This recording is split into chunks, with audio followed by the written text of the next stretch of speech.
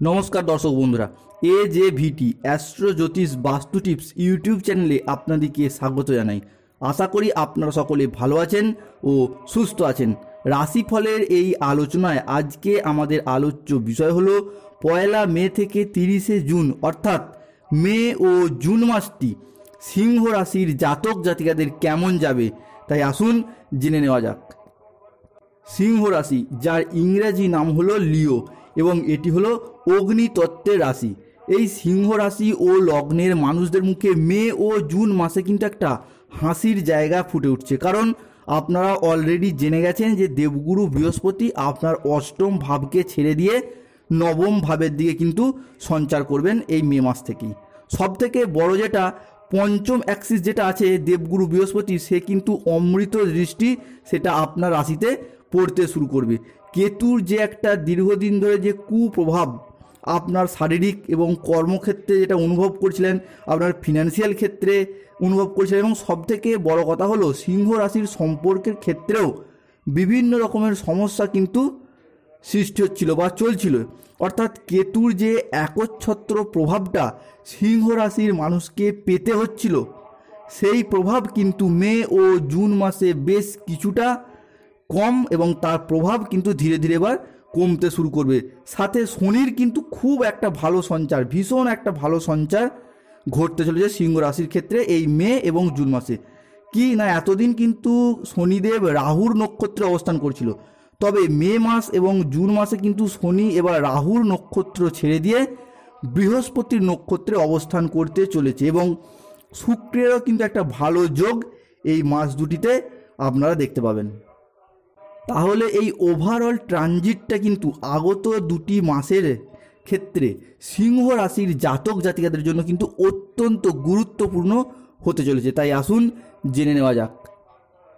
তাই সিংহ রাশির মানুষদের জীবনে ঘটতে চলা প্রথম ঘটনাটি হলো এই মে মাসের প্রথম সপ্তাহ থেকেই আপনারা আপনাদের স্বভাবের দিক থেকে কিন্তু যথেষ্ট পরিবর্তন লক্ষ্য করতে পারবেন।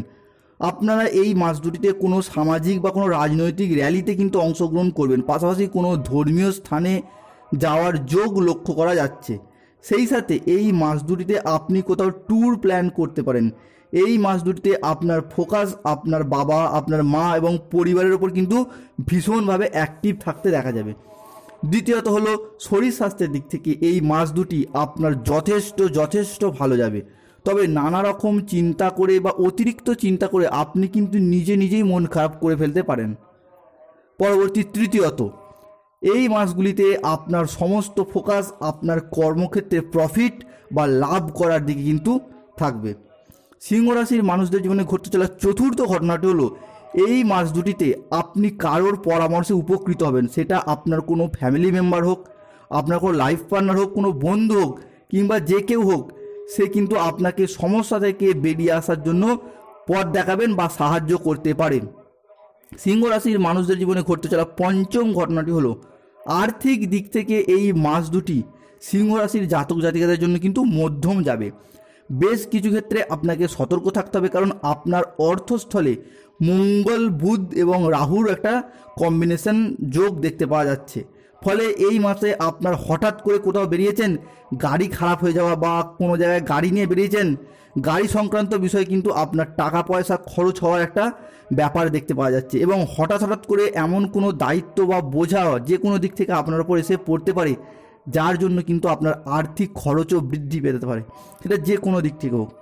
পরবর্তী ষষ্ঠ ঘটনাটি হলো সিংহ রাশির জীবনে এই মাস দুটিতে কোনো ব্যক্তি আর্থিকগতভাবে আপনাকে কিন্তু লোভ দেখাতে পারে, আপনার অর্থ ডবল বা ট্রিপল করে দেওয়ার লোভও দেখাতে পারে, কোনো ট্রানজাকশান করাতে পারে আপনাকে দিয়ে। সুতরাং এই ধরনের ট্রানজাকশান বা ফাঁদ থেকে আপনাকে কিন্তু সতর্ক থাকতে হবে আগত মাস দুটিতে।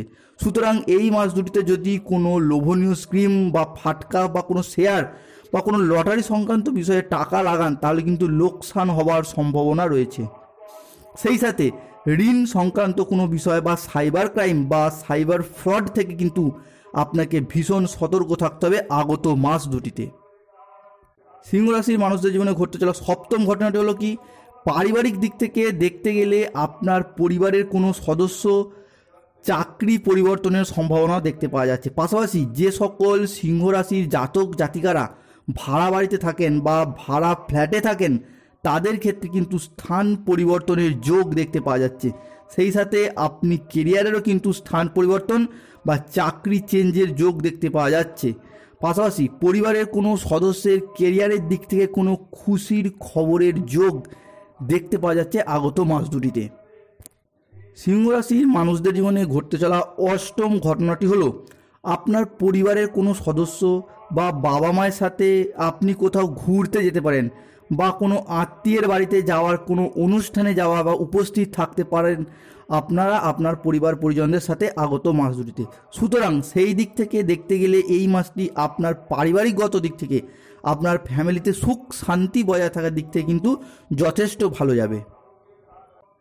আগত মাস দুটিতে সিংহ রাশির মানুষদের জীবনে ঘটতে চলা নবম ঘটনাটি হলো এই মাস দুটিতে আপনার কিছু পরিবর্তনও কিন্তু লক্ষ্য করা যাচ্ছে বা দেখতে পাওয়া যাচ্ছে। যেমন এই মাস দুটিতে কাজের ক্ষেত্রে আপনাকে খুবই সতর্ক থাকতে হবে। আপনার কর্মের দিক থেকে কোনো ভুল হয়ে যেতে পারে আপনার, এবং এই মাস দুটি আপনার কেরিয়ারের দিক থেকে একটু সংঘর্ষপূর্ণ যেতে পারে।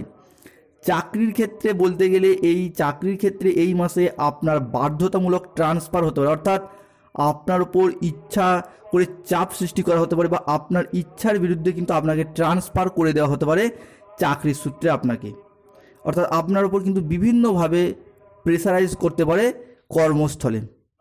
সিংহ রাশির মানুষদের জীবনে ঘটতে চলা দশম ঘটনাটি হলো ব্যবসায়ীদের দিক থেকে আগত মাস দুটি আপনার পার্টনারের সাথে ভুল বোঝাবুঝি হতে পারে, অর্থাৎ যারা পার্টনারশিপে ব্যবসা করছেন কারোর দ্বারা আপনারা কিন্তু বিভিন্ন ক্ষেত্রে আপনার ব্যবসার পার্টনারের সাথে আপনাদের কিন্তু একটা ভুল বোঝাবুঝির ব্যাপার আসতে পারে, এবং অন্য দিক থেকে দেখতে গেলে কারোর দ্বারা আপনার অর্থ চোট যেতে পারে কিংবা কোনো বড় অর্থ আপনার হাত ছাড়া হয়ে যেতে পারে বা কোনো বড় ক্লায়েন্ট আপনার হাত থেকে কিন্তু বেরিয়ে যেতে পারে। অর্থাৎ যারা পার্টনারশিপে বিজনেস করছেন আগত মাস দুটিতে তাদের কিন্তু খুবই সতর্ক থাকতে হবে, এবং আপনার পার্টনারের সাথে আপনার বয়সের ডিফারেন্স যদি 3 থেকে 5 বছরের কম হয়, 3 বছরের কম হয়, তাহলে কিন্তু সেক্ষেত্রে আপনারা সতর্ক থাকার চেষ্টা করুন, কেননা ব্যবসায়িকগত দিক থেকে কিন্তু পার্টনারশিপ বিজনেস আগত মাস দুটিতে একটু সংকটপূর্ণ হতে চলেছে।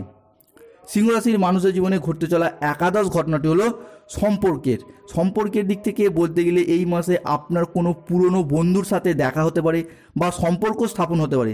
এই মাসে আপনি বা আপনার লাইফ পার্টনার কোনো রিইউনিয়ন পার্টিতে বা কোনো অনুষ্ঠানে অ্যাটেন্ড করতে পারেন বা যে কোনো পারিবারিক হোক বা সামাজিক কোনো অনুষ্ঠানে কিন্তু অ্যাটেন্ড করতে পারেন। আগত মাস দুটিতে আপনি বা আপনার পার্টনার যেই হোক তার পরিবার কিংবা তার বাবা মা বা আপনার নিজেদেরও বাবা মার কাছ থেকে কিন্তু কোনো উপহার বা গিফট পেতে পারেন। সিংহ রাশির মানুষের জীবনে ঘটছিল দ্বাদশ ঘটনা হলো সন্তানদের পড়াশোনা। আগত মাস দুটিতে সন্তানদের পড়াশোনার দিক থেকে কিন্তু ভীষণ শুভ হতে চলেছে।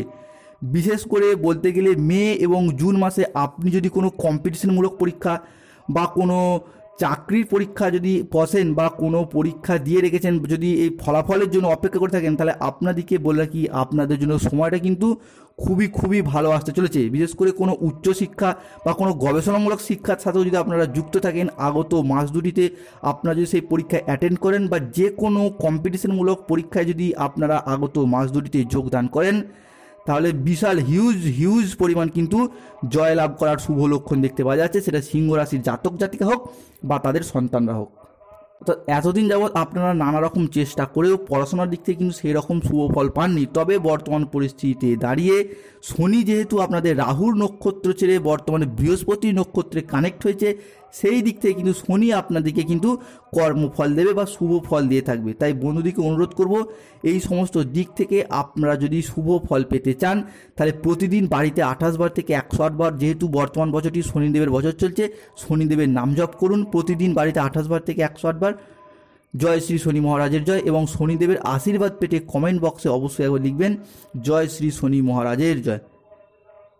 সামগ্রিকভাবে বিচার করে আগত মাস দুটিতে আপনার স্কোর হতে যাচ্ছে স্বাস্থ্যক্ষেত্রে 85%, প্রেম এবং দাম্পত্য জীবনের ক্ষেত্রে 75%, জীবিকার ক্ষেত্রে 65%, আর্থিক দিক থেকে 70%, পারিবারিক দিক থেকে 75%, ভ্রমণের দিক থেকে 65% এবং পড়াশোনার দিক থেকে 75%। ভিডিওটি এখানে শেষ করলাম। আশা করি দর্শক বন্ধুরা ভিডিওটি থেকে আপনারা উপকৃত হবেন, যা আপনাদেরকে আগামী দিনে পথ চলার পথে এগিয়ে যেতে সাহায্য করবে। ভিডিওটি ভালো লাগলে একটি লাইক করবেন এবং চ্যানেলটিকে সাবস্ক্রাইব করে পাশে থাকবেন। এবং যেহেতু শনিদেবের বছর চলছে, তাই শনিদেবের আশীর্বাদ পেতে কমেন্ট বক্সে অবশ্যই একবার লিখুন জয় শ্রী শনি মহারাজের জয়, জয় শ্রী শনি মহারাজের জয়।